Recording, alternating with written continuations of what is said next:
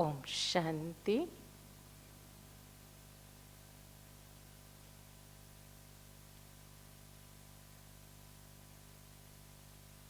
आप सभी को आज के ईश्वरीय महावाक्य ज्ञान मुरली में स्वागत है।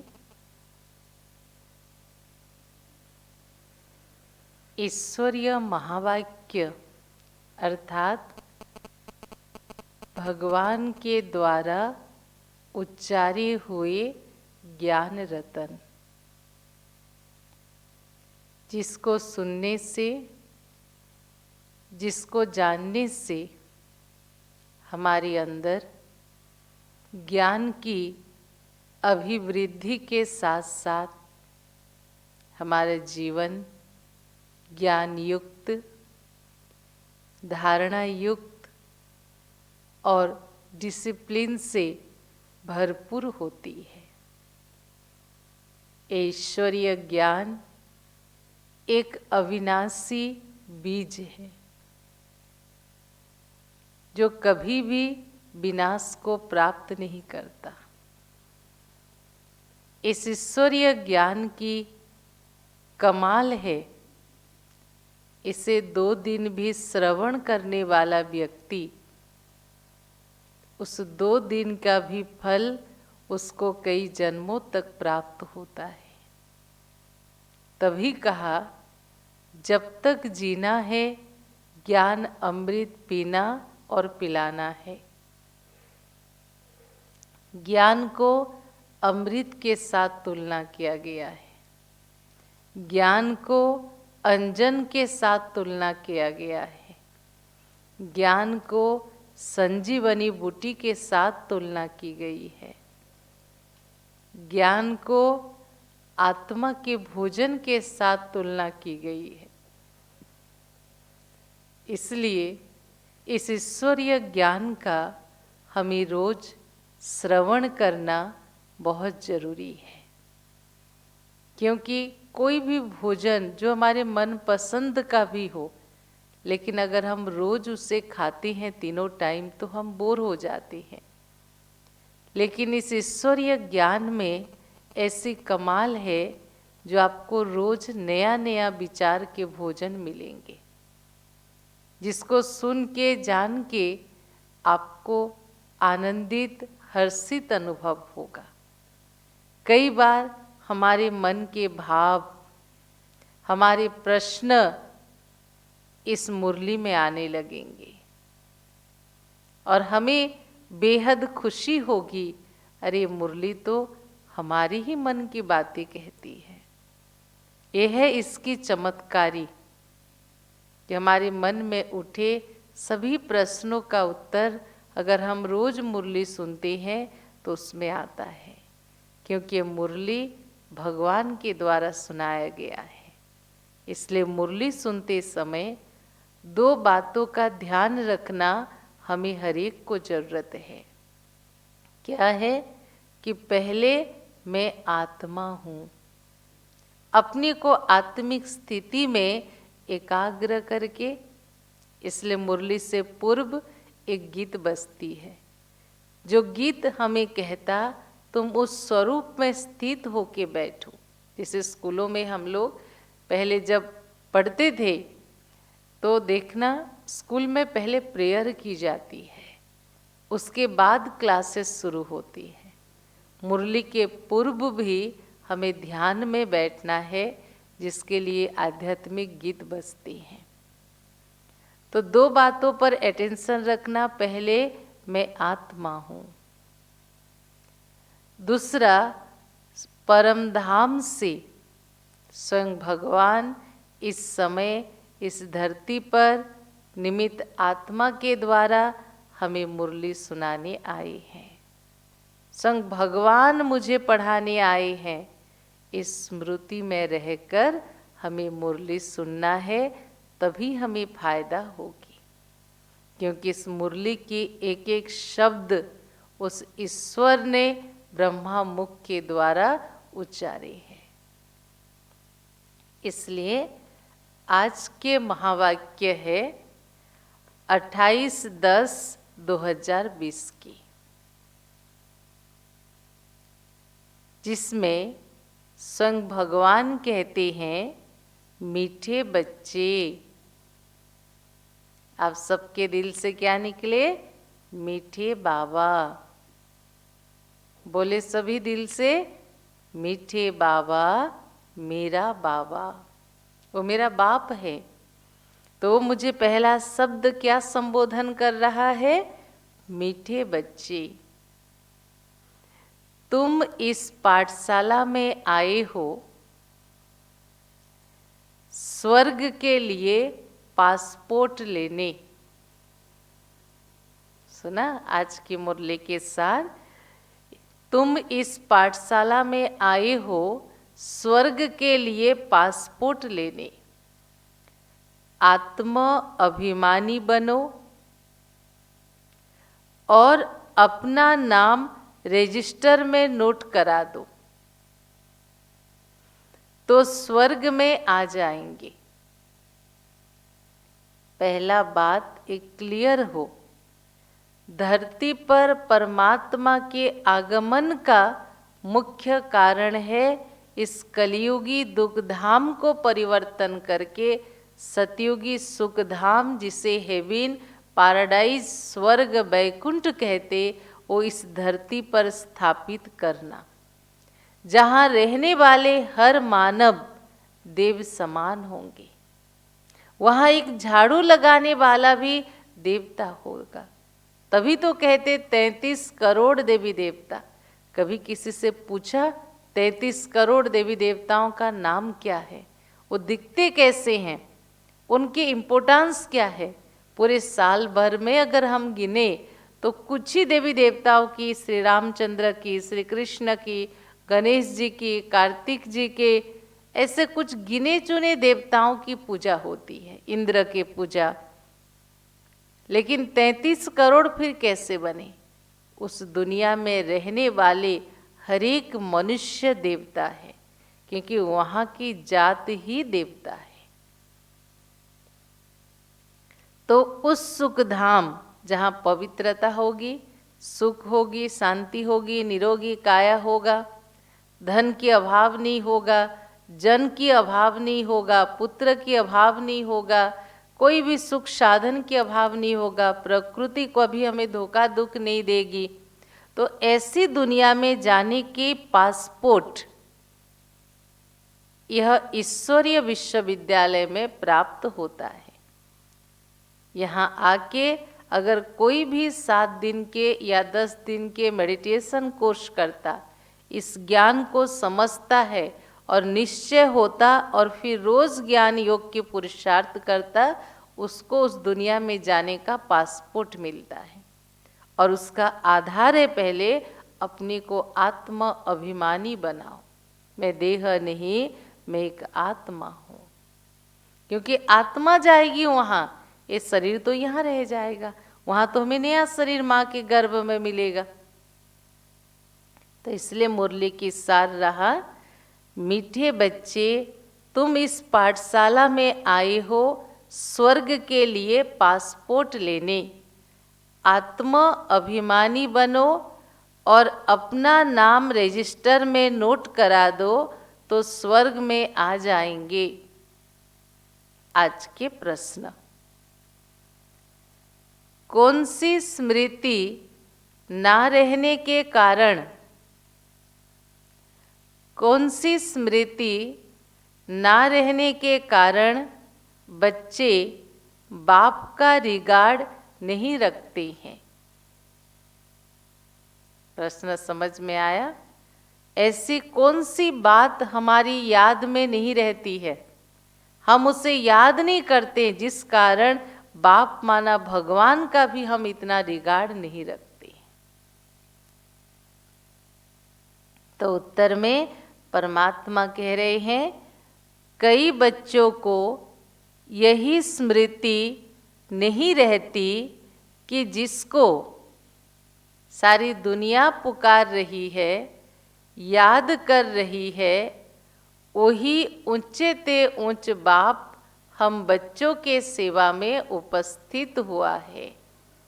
सुना कितना पावरफुल पॉइंट। कई बच्चों को यह स्मृति नहीं रहती है कि जिसको सारी दुनिया पुकार रही है, याद कर रही है, वही ऊंचे ते ऊंच बाप हम बच्चों के सेवा में उपस्थित हैं। सारा दुनिया भगवान को याद कर रही या नहीं, पुकार रही या नहीं, लेकिन यहाँ के पता चला कि वो हमारा बाप है, मैं आत्मा उनका बच्चा हूँ। लेकिन कई बार हम भूल जाते कि भगवान मेरा बाप है, इसीलिए उसके कहा हुआ हम नहीं मानते, उसके बातों का अनादर करने लगते हैं।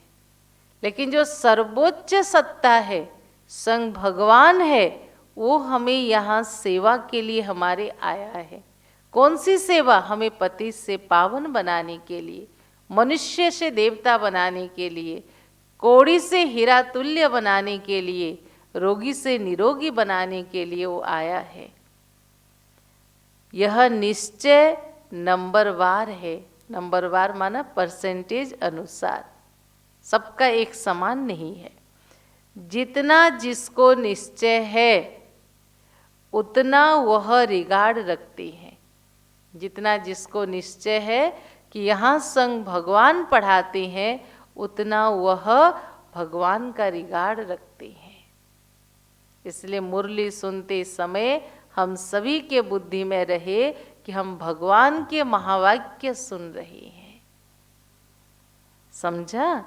आज की मुरली की गीत है। मुरली में बीच बीच में एक गीत भी आती है, जो उस समय 69 की पहले की मुरली है। तो उस समय ना ये रिकॉर्डिंग था, ना ये भजन था, ये सब नहीं निकला था। तो उस समय क्या निकला था? फिल्म के कुछ पुराने फिल्म के गीत है जो सिलेक्ट करके बजाया जाता है। जैसे आज की गीत है, जो पिया के साथ है उनके लिए बरसात है। अर्थात जो भगवान को अपना साथी बना के रहता, उनके ऊपर ही ज्ञान वर्षा होगी, बाकी ऊपर नहीं होगी। इसलिए बारिश के दिनों में देखे होंगे, कई बार ऐसे बारिश होती जो कुछ स्पेसिफिक जगह पर होता है, शहर के सब जगह नहीं होता है। ठीक उसी तरह कि संसार में भले 800 करोड़ करीब लोग मौजूद हैं, लेकिन कुछ आत्माएं भाग्यशाली हैं जिनके ऊपर रोज भगवान के ज्ञान बरसात होती है, और उसमें से आप लोग भी हो। अभी आप लोगों का ज्ञान स्नान हो रहा है, इसके बाद फिर हम सब योग स्नान करेंगे कमेंट्री के द्वारा। ओम शांति। सब बच्चे ज्ञान सागर के साथ तो है ही। इतने सब बच्चे एक जगह तो नहीं रह सकते। साथ माना शरीर के साथ रहना नहीं, मन बुद्धि के साथ जुड़ के रहना। शरीर के साथ सब इकट्ठे बाबा के बच्चे रहे उस समय भी नहीं, ना आज की डेट में भी माउंट आबू में उतना जगह नहीं होगा। तो इतने सब बच्चे एक जगह तो नहीं रह सकते। भल जो साथ हैं वह नज़दीक में डायरेक्ट ज्ञान सुनते हैं, और जो दूर हैं उन्हों को देरी से मिलता है। जो माउंट आबू में रहते हैं, बाबा के तन में, ब्रह्मा बाबा के तन में शिव बाबा आते थे, डायरेक्ट मुरली सुनते थे, पर और सेंटर सब पहुंचने में लेट होता था। हम लोग भी जब 97 में आए, राउरकेला से सुंदरगढ़ मुरली 1 महीना के बाद की जाती थी ना। उस समय इतने कॉपी मुरली आती थी माउंट आबू से, 1 कॉपी मेन सेंटर के लिए आता था, वहाँ से फिर पढ़ाई हो ख़त्म होगा, फिर वो मुरली अगले महीने हमारे पास पहुँचता था। लेकिन हमें कभी भी ये एहसास नहीं हुआ या फील नहीं हुआ ये पुरानी मुरली है, क्योंकि हम खुद नए हैं, तो हमारे लिए तो हर मुरली नई है ना, पुरानी कहाँ से हुई। तो जो नज़दीक है वो डायरेक्ट ज्ञान सुनते, और जो दूर है उन्हों को देरी से मिलता है। परंतु ऐसे नहीं कि साथ वाले जास्ती उन्नति को पाते और दूर वाले कम उन्नति को पाते। नहीं, प्रैक्टिकल देखा जाता जो दूर है वो जास्ती पढ़ते हैं और उन्नति को पाते हैं, है ना। बाबा कह रहे हैं इसका अर्थ ये नहीं कि हमें लेट से मुरली मिलती है तो जो माउंट आबू में या सेंटर पे समर्पित हैं उनको उच्च पद मिलेगा, जो घर गृहस्थ में रहते कर्म व्यवहार करते बाबा के ज्ञान योग में चलते तो उन्हें कम पद मिलेगा। नहीं, प्रैक्टिकल देखा जाता बाबा कहते जो बाहर रहने वाले, घर संसार में रहने वाले, कर्ममय जीवन में रहने वाले, क्योंकि वो इतना व्यस्त होते उनके लिए उतना समय निकालना नहीं होता, तो वो घर कर्म करते हुए परमात्मा की स्मृति में इतना रहते जो वो उच्च पद पा सकते हैं। और उसमें से आप सब भी हो। आप भले ऑनलाइन मुरली सुन रहे हो लेकिन आपकी ऑफलाइन कभी परमात्मा के साथ ना हो। हमेशा मन बुद्धि की ऑनलाइन कनेक्शन उस परमात्मा के साथ जुड़ा हुआ हो और परमात्मा के महावाक्य रोज श्रवण करते रहो। इतना जरूर है कि बेहद का बाप यहाँ है। भगवान कहाँ आते थे? मधुवन में। ब्राह्मण बच्चों में भी नंबरवार है। बच्चों को दैवी गुण भी धारण करने हैं। कोई कोई बच्चों से घड़ी घड़ी गफलत होती है। बाबा के बच्चे भले बने हैं लेकिन बार बार उनसे छोटी मोटी गलतियां होती रहती है। समझते भी हैं बेहद का बाप जिसको सारी सृष्टि याद करती है वह हमारी सेवा में उपस्थित है और हमको ऊंचे ते ऊंच बनाने का मार्ग बताते हैं। बहुत प्यार से समझाते हैं, फिर भी इतना रिगार्ड नहीं रखते। जो ऊंचे ते ऊंचे बाप हैं जिसको सारी सृष्टि याद करती, वह हमारी सेवा में उपस्थित हैं और हमें उच्च बनने के मार्ग भी वह बताते हैं। परंतु बहुत बच्चे हैं कि परमात्मा का इतना कदर उनको नहीं है, रिगार्ड नहीं है। बांधे लिया माना जो बंधन में है, जिनको ज्ञान मार्ग में चलने के लिए मुश्किलों की सामना करनी पड़ती है, कितना मार खाती हैं, तड़पती हैं, फिर भी याद में रह अच्छा उठा लेती हैं, पद भी ऊंच बन जाता है। इतने बंधन के बावजूद सेंटर आने के लिए, ज्ञान मार्ग में चलने के लिए मार भी खाना पड़ता है, लेकिन फिर भी वह इतना दिल से जिगर से परमात्मा को याद करते, उनके साथ मेडिटेशन करते, जो वो उच्च पद के अधिकारी बन जाते। अब मन में प्रश्न आया कि यहाँ आने के लिए लोगों को मार खाना क्यों पड़ता है? आप सब जो सुन रहे हो, जो 10 दिन आप सभी ने कोर्स सुना, उससे क्या समझ में आए? जितने भी आपने ज्ञान सुना, ये ज्ञान बाहर नहीं है, कोई किताबों में लिखा हुआ नहीं है। जब ये नया ज्ञान है, भले 83 इयर्स हो गया, फिर भी आज आपके आसपास अगल बगल के 10 जने को पूछो कि आपको ओम शांति के बारे में, ईश्वरीय ज्ञान के बारे में पता है, तो कोई भी हाँ नहीं कहेगा। इसलिए जब नया चीज है तो नया चीज को अपनाने में सभी का हिचकिचाहट होती है, और इसमें भी यहाँ हमारे जीवन बनाया जाता है। तो जिनको पसंद नहीं कि उनके घरवाले यहाँ आए, तो जरूर विघ्न तो डालेंगे उनको, लेकिन उनका भी कोई दोष नहीं, क्योंकि उनको समझ नहीं है ना। तो बाबा ने कहा बांधी लिया कितना मार खाती हैं, तड़पती हैं, फिर भी याद में रह अच्छा उठा लेती हैं, पद भी ऊंच बन जाता है। बाबा सबके लिए नहीं कहेंगे, नंबरवार पुरुषार्थ अनुसार तो है ही। बाप बच्चों को सावधान करते, सब तो एक जैसे हो ना सके ना, सबका अपना अपना पाठ है, हर एक के अपने अपने कर्म बंधन हैं। तो बाबा कहते सब तो एक जैसे हो ना सके ना।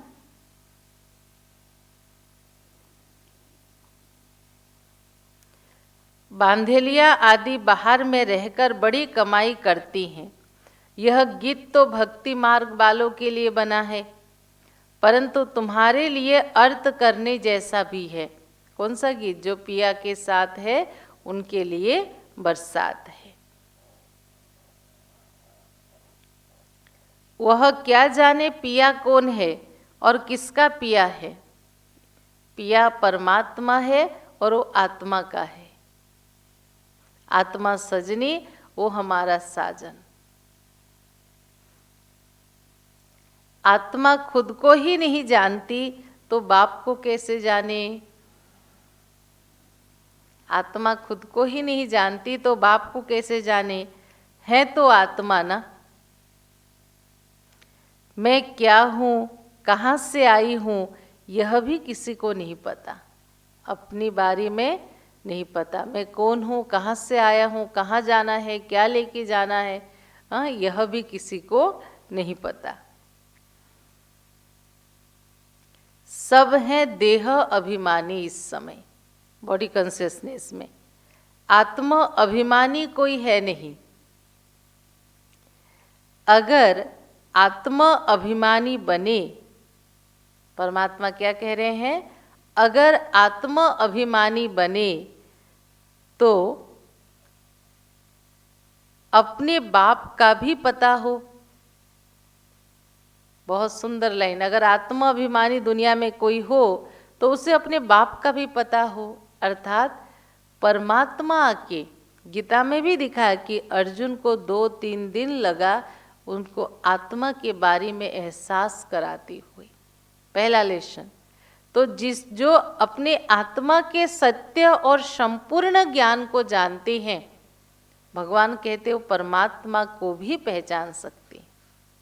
क्योंकि परमात्मा के पहले हमारे आत्मचक्षु को खोलता है, ज्ञान चक्षु को खोलता है, जिसके द्वारा हम भगवान को पहचान सकते, जान सकते, बुद्धि रूपी नेत्र से उसे देख सकते ज्ञान के आधार पर। देह अभिमानी होने के कारण ना आत्मा को जानते, ना परम पिता परमात्मा को जानते हैं। यहाँ तो तुम बच्चों को बाप बैठ सन्मुख समझाते हैं। कौन हमें पढ़ा रहा है डायरेक्ट? स्वयं भगवान। यह बेहद का स्कूल है। क्या है इसका नाम? ईश्वरीय विश्वविद्यालय।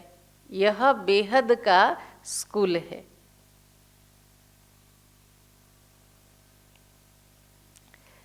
एक ही एम ऑब्जेक्ट है यहाँ, स्वर्ग की बादशाही प्राप्त करना, ये हमारा लक्ष्य है। स्वर्ग में भी बहुत पद है, कोई राजा रानी बनेगा, कोई प्रजा, कोई साहूकार। बाप कहते मैं आया हूँ तुमको फिर से डबल सिरताज बनानी। डबल सिरताज, सिरताज माना मुकुट, डबल। एक है, देखना सभी आप सभी, हर देवियों के पीछे एक प्रभा मंडल बनाते, गोल आकार के, गोल्डन कलर के, कभी व्हाइट कलर के, सिल्वर कलर के बनाते। वो है पवित्रता का ताज। और सबके सिर पर एक मुकुट होता, सुंदर सुंदर पत्थर लगे हुए होते। वो पत्थर नहीं, वो हीरे हैं, रतन जड़ित ताज। तो जब हम पवित्र बनते, देवता बनते हैं, तो हमें ऐसा मुकुट प्राप्त होती है। तो जिसे परमात्मा ने कहा मैं आया हूँ तुमको फिर से डबल सिरताज बनानी। सब तो डबल सिरताज बन ना सके। जो अच्छी रीति पढ़ते हैं वह अपने अंदर में समझते हैं हम यह बन सकते हैं। जैसे लौकिक में बच्चे पढ़ाई अच्छा पढ़ेंगे तो उन्हें कॉन्फिडेंस होता है कि एग्जाम में मैं पास हो सकता हूँ। ऐसे इस ईश्वरीय विश्वविद्यालय में भी, ऐसे इस ईश्वरीय विश्वविद्यालय में भी जो अच्छी रीति पढ़ेंगे उन्हें निश्चय होगा कि हम यह बन सकते हैं। सरेंडर भी है, निश्चय भी है, सब समझते। इनसे कोई ऐसा छी काम नहीं होता। कोई कोई में बहुत अवगुण होते हैं, वह समझेंगे थोड़ी कि हम कोई इतना ऊंच पद पाएंगे। इसलिए पुरुषार्थ ही नहीं करते। जिसमें कमी देखने का आदत होगा, दूसरों के कमी वर्णन करने का आदत होगा, छोटी छोटी बात में गलती निकालने का आदत होगा, बार बार देह अभिमान में आने का आदत होगा, वो कभी भी इतना उच्च पद नहीं पा सकता। क्योंकि लक्षण भी तो चाहिए ना। मनुष्य से देवता बनना है तो ऐसा हमारे अंदर लक्षण भी होना चाहिए।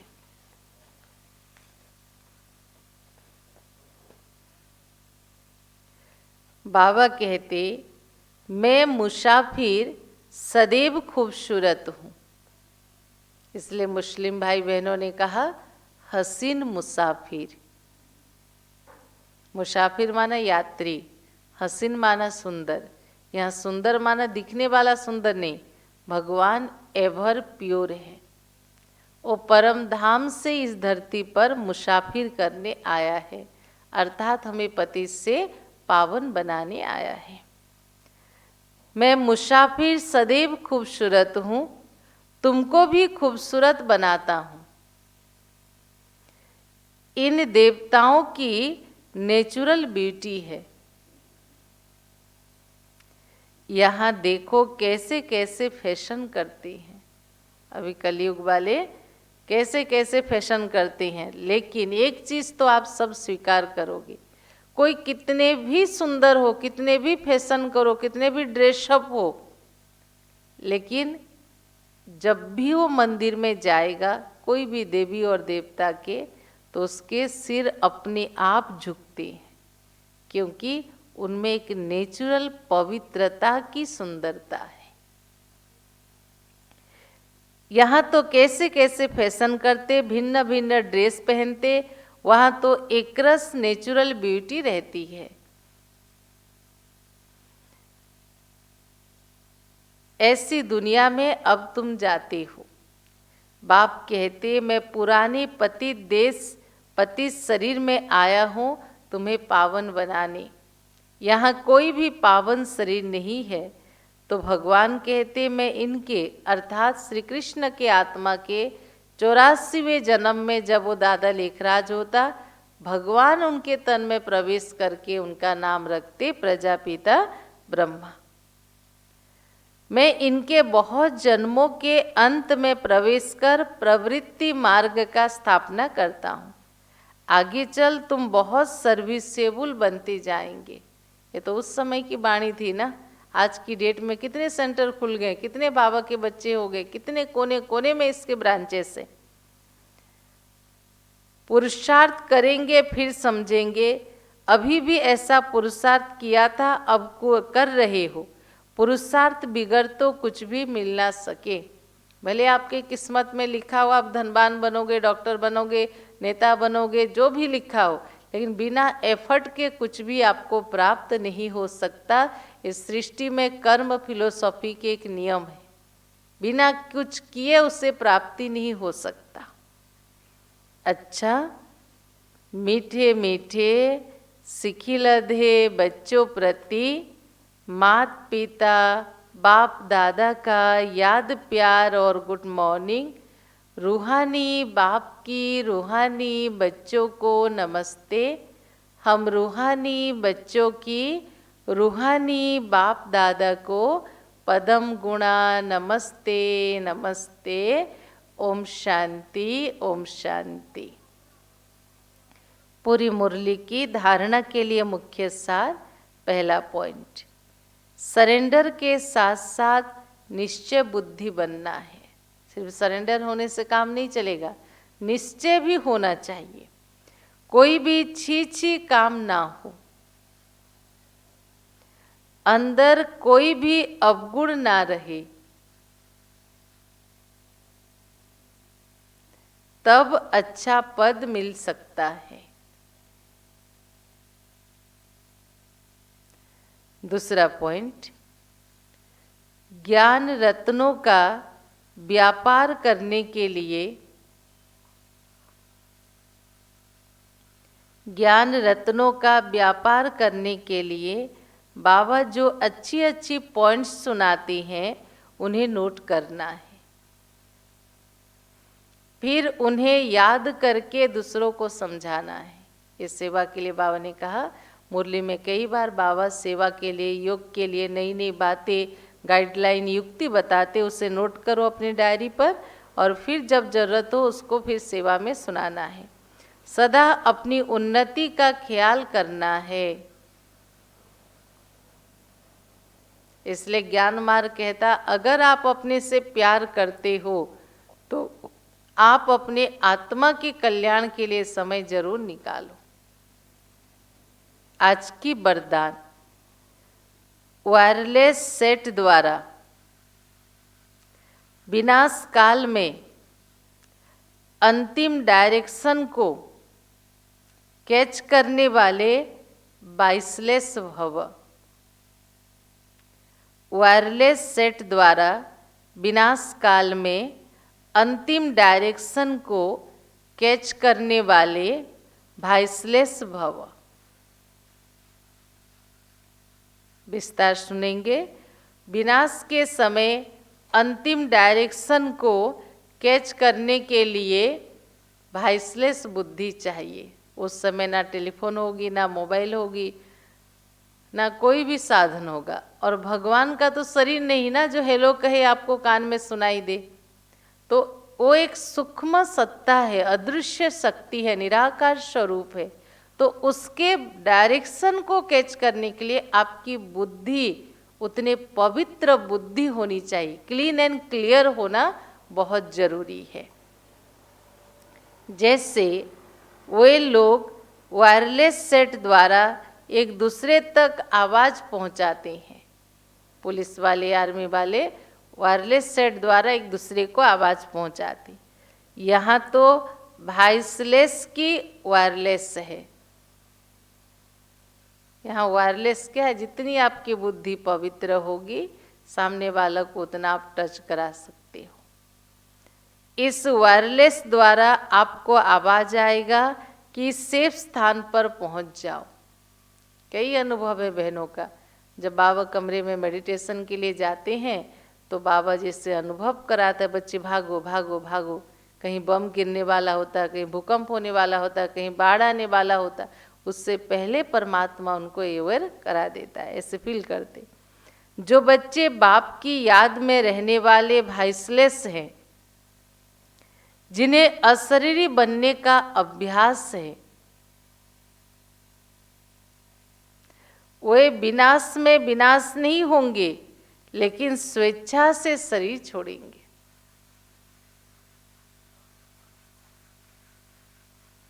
आज की स्लोगन, योग को किनारे कर कर्म में बिजी हो जाना, यही अलबेलापन है जो हम सभी करते हैं। जब काम करते हैं तो कहते हैं मेडिटेशन नहीं होगा।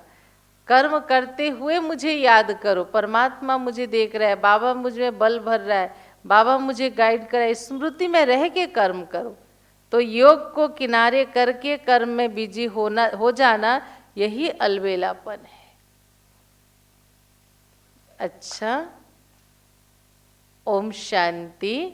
तो सुना आज की मुरली, क्या निश्चय रहे, कौन सा स्मृति रहे कि यहाँ जो भगवान जिसे सारी दुनिया याद कर रही है, पुकार रही है, वो ऊंचे ते ऊंच भगवान हमारी सेवा में उपस्थित है, हमें पढ़ा रहे हैं, मनुष्य से देवता बना रहे हैं। इसलिए बाबा ने हेडिंग में कहा, तुम इस पाठशाला में आए हो स्वर्ग के लिए पासपोर्ट लेने, और उसका आधार क्या है, अपने को आत्मिक स्थिति में रखो और बाबा के पास अपना नाम रजिस्टर करा दो, तो आप स्वर्ग में आ जाएंगे। और बुद्धि जितने वॉइसलेस होगी वो वायरलेस सेट का काम करेगी। कहीं भी कोई बैठा हो, लेकिन उसके संकल्प को हम कैच करके फील कर पाएंगे कि वो आत्मा मेरे को क्या कहना चाहता है। और यहाँ आत्मा नहीं, स्वयं भगवान हमको कहेगा। इसलिए योग को किनारा करके कभी कर्म नहीं करना, कर्म योगी बनकर ही हमें कर्म करना है। तो चले हम योग अभ्यास में। सभी रोज की तरह एकाग्र होके बैठ जाएं।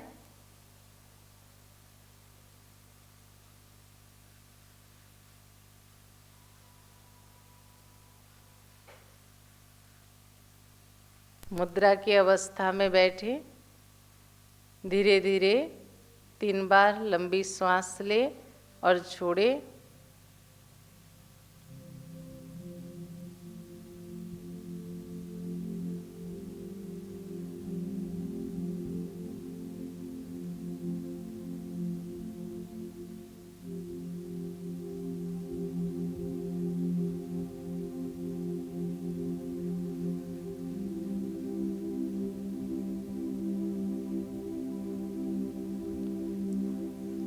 अभी हम मिलकर सभी 7 बारी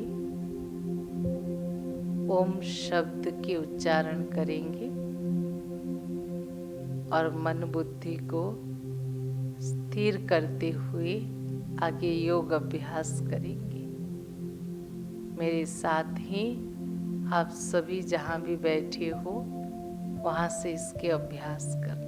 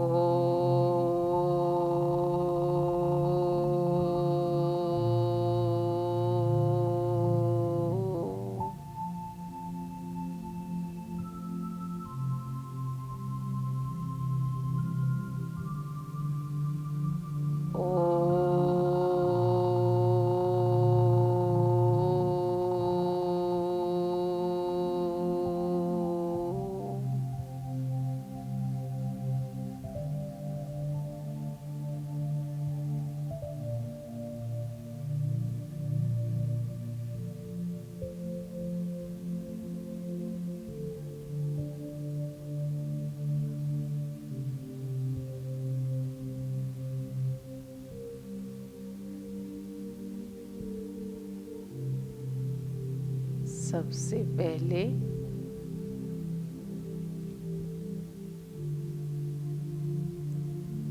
अपनी मन बुद्धि को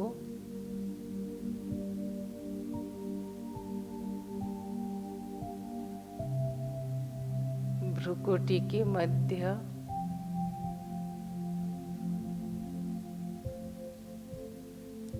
एकाग्र करें।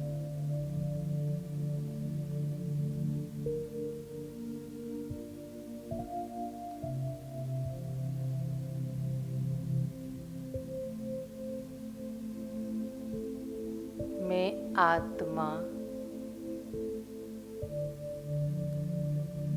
अति सूक्ष्म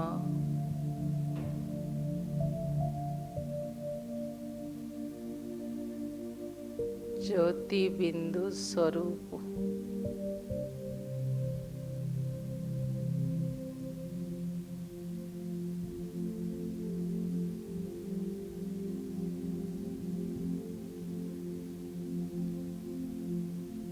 अपने को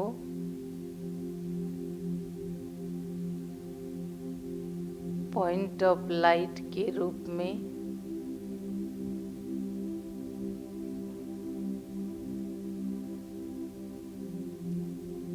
भ्रुकुटी के मध्य विजुलाइज करें।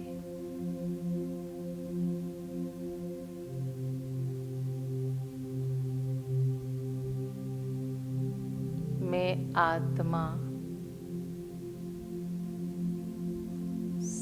शक्ति स्वरूप हूँ।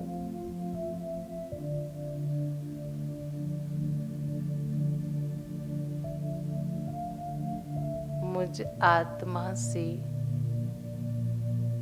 शक्तियाँ निकलकर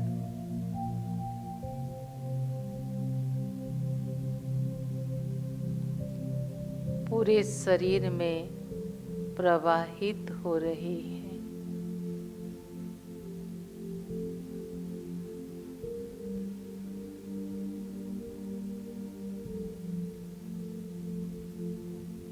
मैं आत्मा सर्व शक्तियों के स्रोत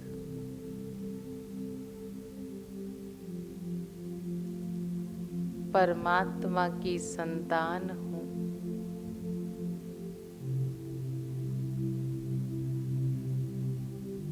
मेरा बाबा शिव बाबा सर्वशक्तिमान है।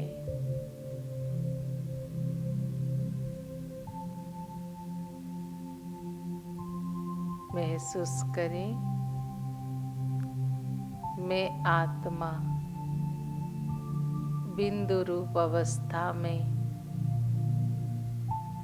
इस भ्रुकुटी से निकलकर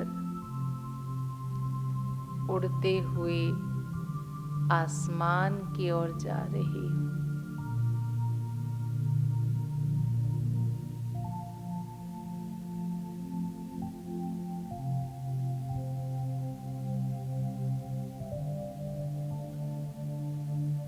चांद सूर्य से भी पार,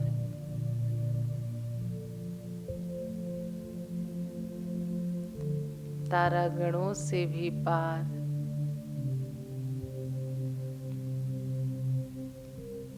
सूक्ष्म वतन से भी पार एक सुनहरी प्रकाशमय दुनिया है।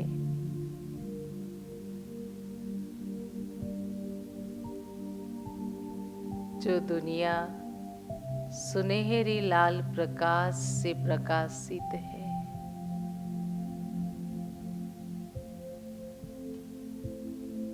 वही मुझ आत्मा के अपने घर हैं, जिसे परम धाम, शांति धाम, निर्वाण धाम, ब्रह्मलोक कहते हैं।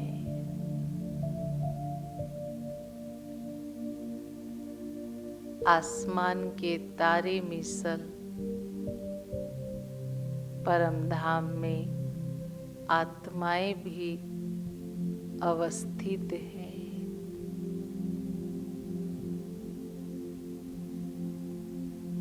मैं आत्मा परम धाम में शिव बाबा के किरणों के नीचे जाके स्थित हो जाती हूँ।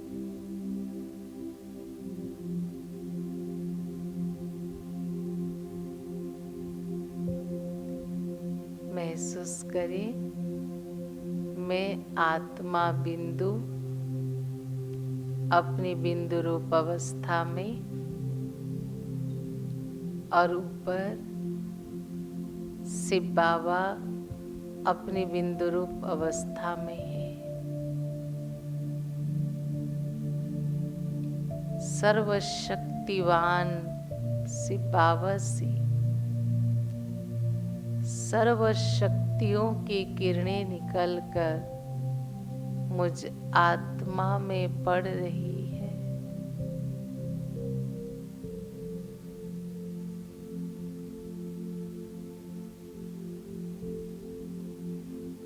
मैं आत्मा परमात्मा पिता से निकली हुई शक्तियों की किरणों से अपने को भरपूर महसूस कर रही हूँ। 1 मिनट इसी साइलेंस में स्थित हो जाएं। परमात्मा से निरंतर शक्तियों की लाल किरणें निकलकर मुझ आत्मा में समा रही है और मैं आत्मा उन शक्तियों से शक्तिशाली और भरपूर हो रही हूँ।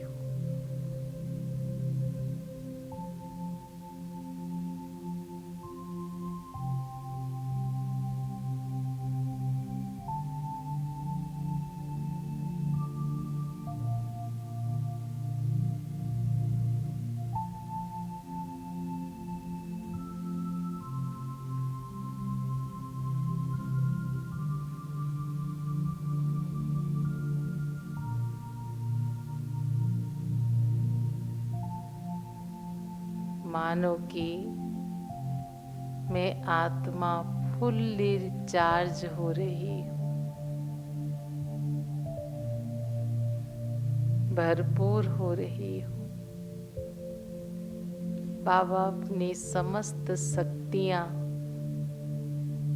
मुझ में भर रही हैं।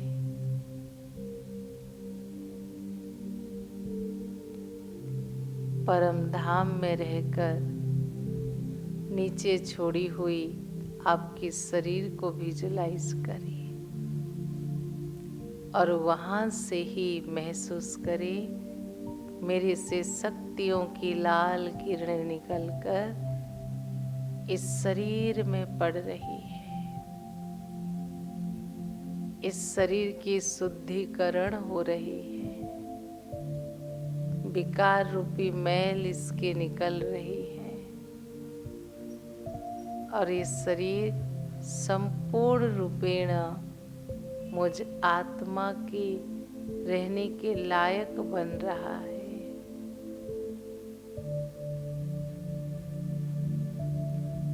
इस शक्ति और बल स्वयं भगवान मेरे द्वारा इस शरीर के ऊपर दे रहे हैं।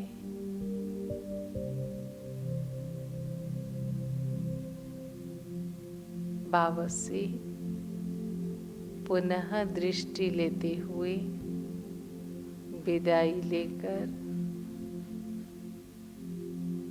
धीरे धीरे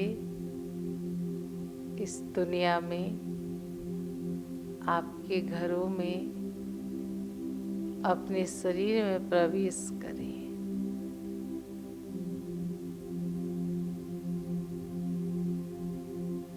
पुनः अपने को शक्ति स्वरूप आत्मा के रूप में अनुभव करते हुए धीरे धीरे अपनी आंखें खोलें।